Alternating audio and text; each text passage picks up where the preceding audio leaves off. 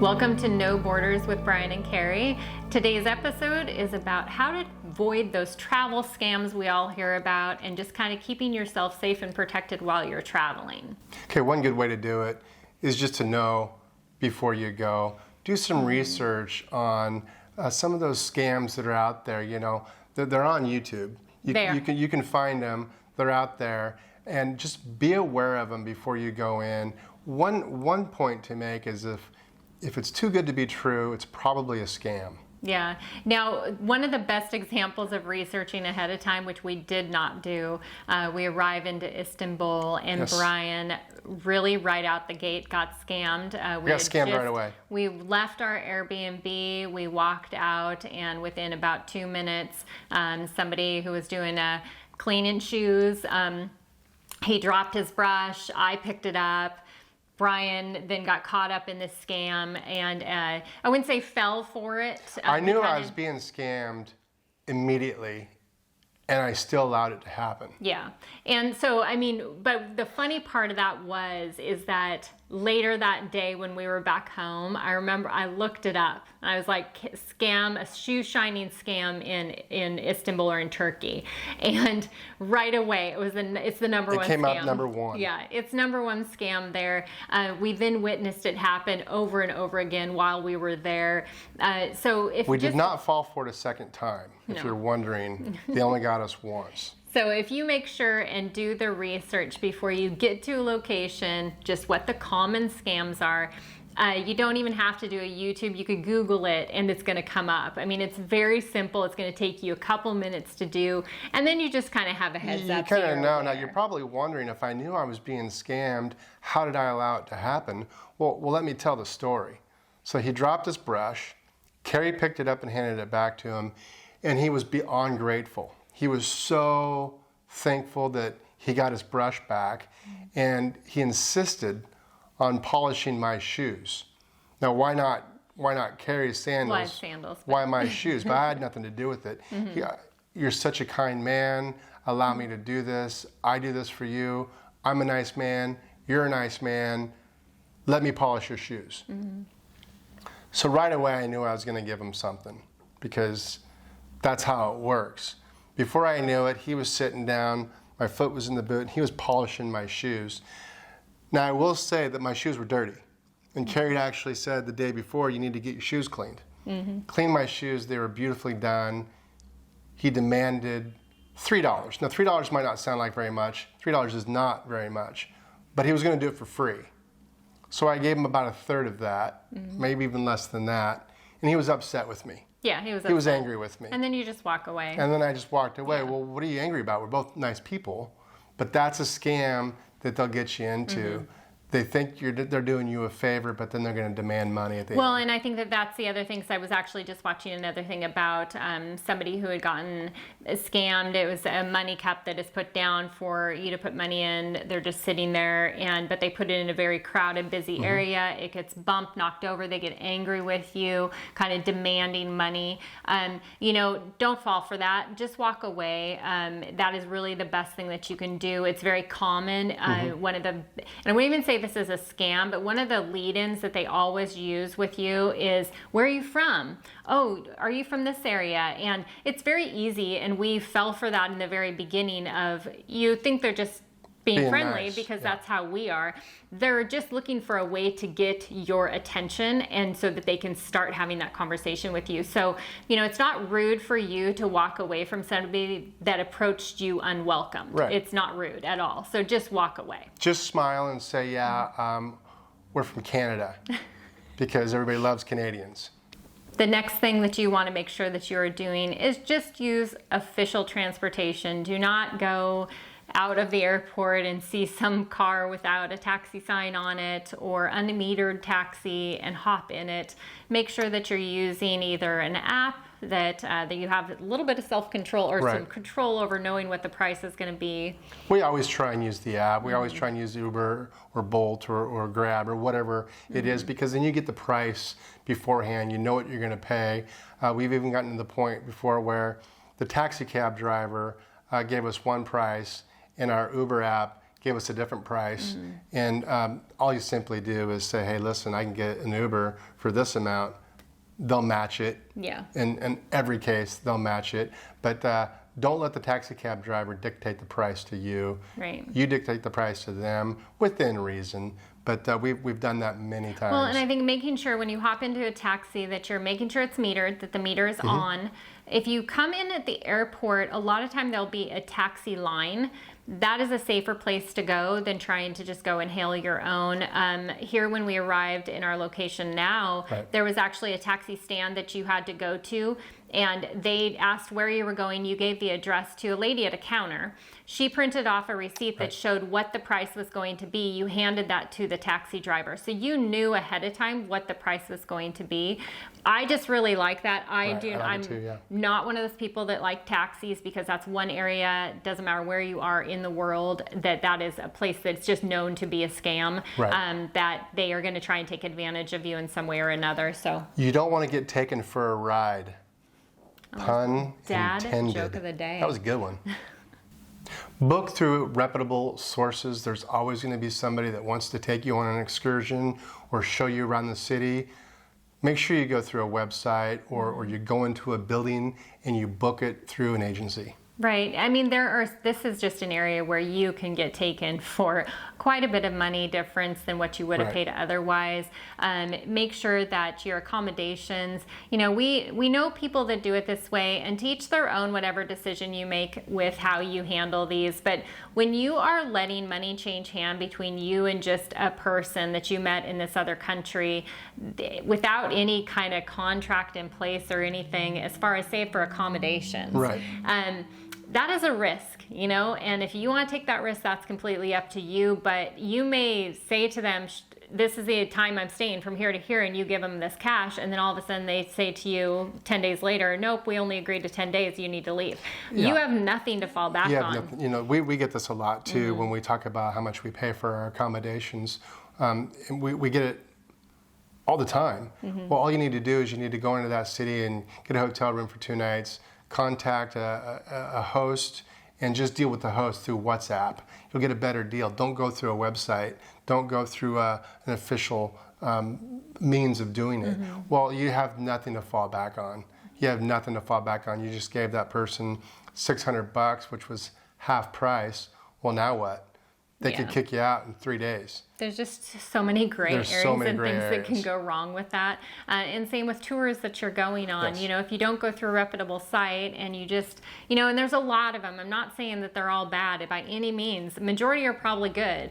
But you're just welcoming that risk factor by going with a place that doesn't have something to fall back on, I guess, and so there are always going to be the people standing there with a sign, here's the tour we offer, might be fine, but you're also just kind of putting yourself out there to what if this isn't actually what they're going to give you? Is there any guarantee? You didn't read a review at all on anything that anybody else went on this tour. I don't know. It's just an area we don't do. They're not going to allow you to pay them at the end of the tour. Why would you pay somebody at the beginning of the tour? I wouldn't personally do it. Now, avoid oversharing your information to people that you don't know, to strangers. If you're not going on a reputable website and then all of a sudden you have this person that you're booking something with and they've asked you for all your personal information, down to where they might ask for passport and all of that. I don't know how comfortable, I know I'm 100% not comfortable with that, but I don't know how comfortable other people may be with just handing this information to a stranger, even like information of where you're currently staying. What's your address where you currently are in the city that you're staying? I'm just not going to give that information to anybody. No, that's not something that we do. We share enough information, but we're all friends here. So it's okay that we let you know where we're going to be. But I think the point Carrie's making is that specific information. Why do they need that information? Ask that question. Why do you need our passport? Well, if there's a good reason for it, you might have to give it up. But in most cases, They don't need all that. Right. And this leads us into another one as well, which is don't overshare on social media. Because when you are in a city and you have tagged yourself in pictures at a certain location and you've tagged, everything, maybe your hotel you're staying at, that's not just a safety risk. That's also a scam risk. Right. They now know what your name is, because when you tag a photo or a post on social media, it comes up on all the posts for that, so anybody can see it. They don't have to be a friend of yours. As soon as you Again, we're all it. friends. So if you follow us on Instagram, you'll know that we're all friends. We're all friends. We're you good. know where we are. We're good. Yeah. But, so just be very cautious of that, Yeah. of what information you're willing to share, because if you don't care if everybody out there knows where exactly you are at this moment, that you've just tagged a restaurant that you were eating at and you're actually still currently there, that to me is pretty risky, Yeah. especially if you're a solo traveler. I definitely would not be doing that. Okay, money. Use credit cards whenever possible. You really don't need cash. I got here to Budapest. I pulled out some cash because I thought I might need it. Mm-hmm. I ended up using all of that cash and getting rid of it at the grocery store because I really have not needed any cash at all. I use my credit card. It's easy, it's simple. I do not use my banking card.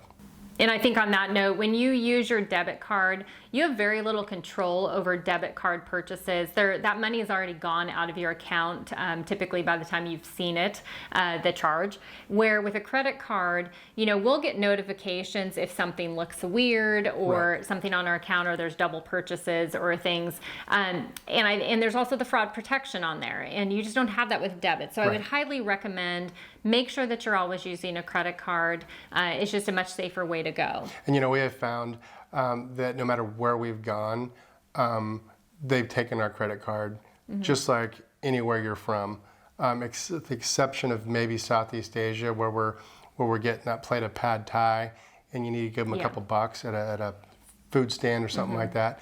But most every place else, you don't need cash. Yeah, and I think that the other part of that is when you are paying with a credit card, make sure they're bringing the card, which really is all the time. So if it doesn't happen this way, then I would immediately think red flag. They should never take your credit card from you and take it away, which is how they used to always do it. They used to do it that way. They used to do it. And we just gave it to them. They went to the back room. We didn't think anything of it. And they wrote your numbers down, and then they came back. They didn't even do that anymore. They bring it to your table. Yeah, it's at your table, so it's very easy. Now, also, while you are traveling, be sure that you are staying on top of checking your credit card statement online on a regular basis. I would say I check mine at least every other day. This is a way that you are going to catch any kind of fraud charges immediately, get those stopped and get them, stopped so that you don't actually make it to the point that you're having to make the payment on that and then fight with the credit card company on it. So I think just being aware more than anything, and just make sure that you are staying on top of it. So now in line with that with paying with a credit card, when you are purchasing something from a place and you have an agreed upon price, because a lot of the time the price that maybe you're in a place where negotiations have taken place, right? Make sure when they bring over the credit card thing to you that you're not just scanning your card. Verify the amount they have in there, because as soon as you've paid for it and you've walked away, you don't have a whole lot of recourse on that. So just make sure that it matches up before you actually leave. Yeah, remember, they're never going to see you again. You're a tourist. You're going to be on a plane off someplace else before you even figure it out half the time. So they are willing to do this because they know you're not coming back. Now, we've mentioned this one before. Stay alert in crowded areas.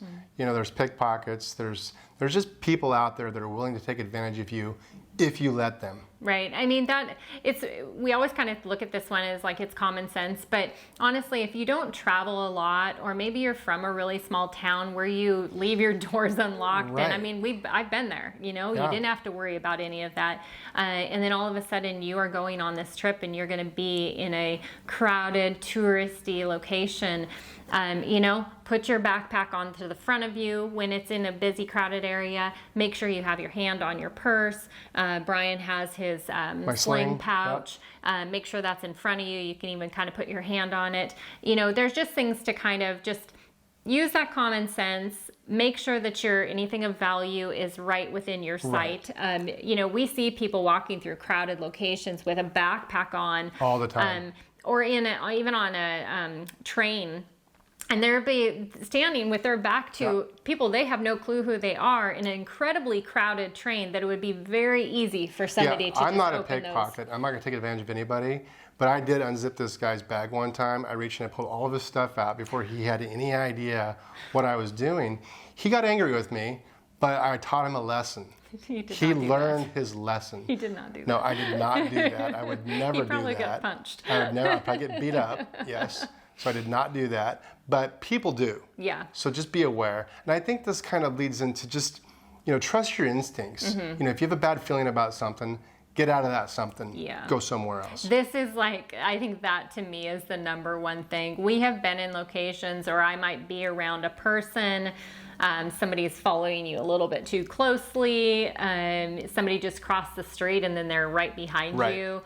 There's all those kind of moments where all of a sudden the hairs raise up a little and you just are like, something doesn't feel right. It's very easy to just cross the road back over the other way and see if they follow, or, I don't know. I've just slowed down and come to a stop because then they have to walk past me. Keep going. There's just things that you can do to kind of protect yourself in that. But I don't know, to me, you know pretty well when a situation doesn't feel right. Right. And, these things might happen in your hometown every day, but it's your hometown, so it's fine, and it is fine. But this is in some other country, some other city that you're not familiar with. Just be aware. Now, this next one was one where we had to learn not learn our lesson on, because we didn't necessarily have a bad experience with it, but over time we learned it's not what you think it is. So just be aware of those helpful strangers, the people that kind of come right out of the blue and, oh, did you need help with that?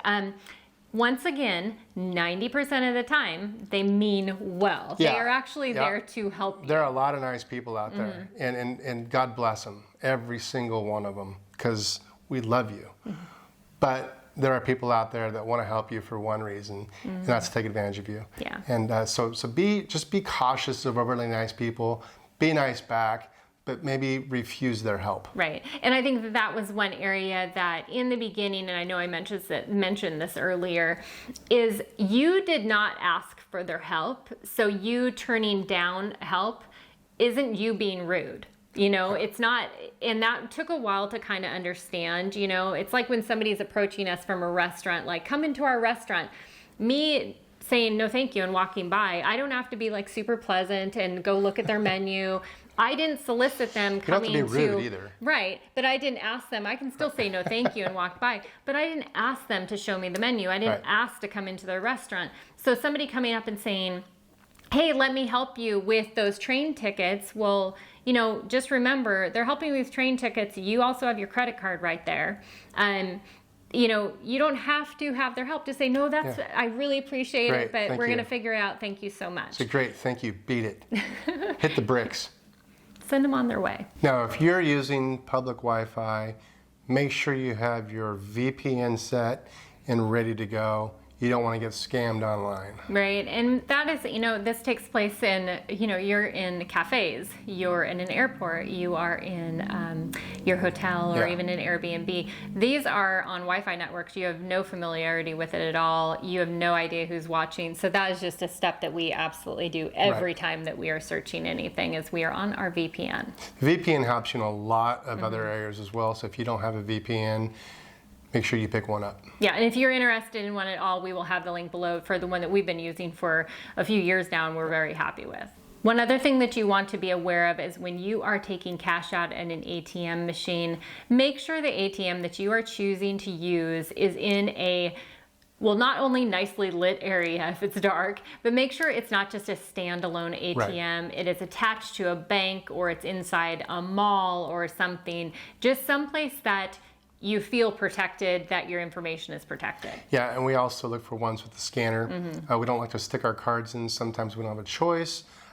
We've done it before. I've lost one card. I got it back the next day, but it was a hassle. It's a hassle, and that was, that was our first experience ever having something like that happen. Right. But the chances of getting it back the next day are probably pretty rare. That was just a very fortunate we were situation lucky. for us. Yeah, I was lucky. Yeah. So definitely be aware of that, and also just make sure that you're not going to those ATMs. I think they're called Euronet. They're like yellow and blue. They're all over the world. Yeah. They are the worst ones that you can possibly go to for exchange rate. We, if at all costs, we like really try and go just find a bank with an ATM on the exterior. And we also like it if the bank is open. That way, if we do have an issue like what we had, you can immediately go inside and talk to the bank.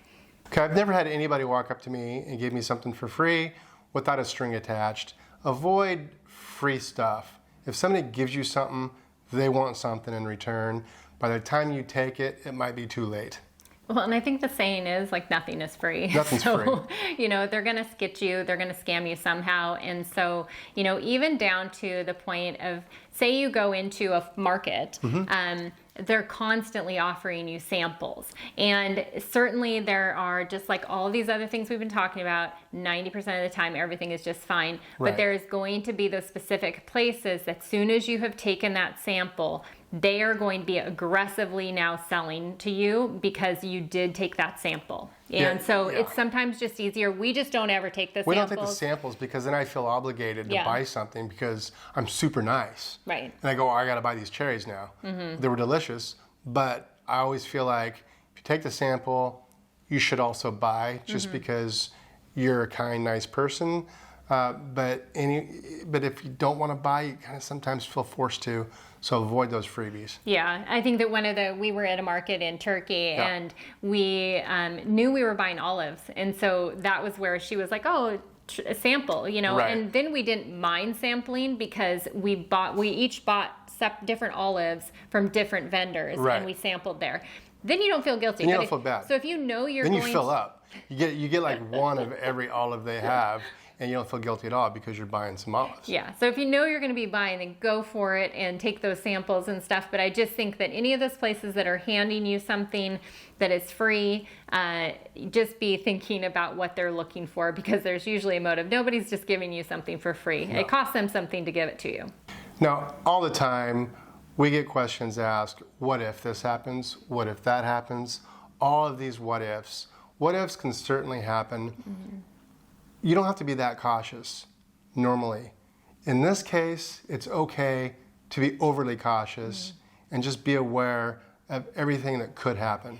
Well, and I think this sounds probably like a lot of things that you're going to have to be thinking about and, oh my gosh, so many things to worry about. It really isn't. These are all just end up starting to become just common sense things that you put into practice as you're traveling and they just become second nature. Right. We don't go out each day thinking, you know, don't do this, don't do that. Right. Where are my list of scams before we leave the apartment? We just kind of know what to watch for and we're just more hyper aware, I guess, as time goes on. Okay, well, we hope that this helped you and that you don't get scammed when you're on your next vacation or traveling. If you would like to find us on other social networks, you can find us on Facebook, Instagram, and on YouTube at Brian and Carrie. And then you can find us on our website where we have some free resources for you at Brian and Carrie, or that's brianandcarrietravels.com. We'll catch you next time. Cheers. Cheers.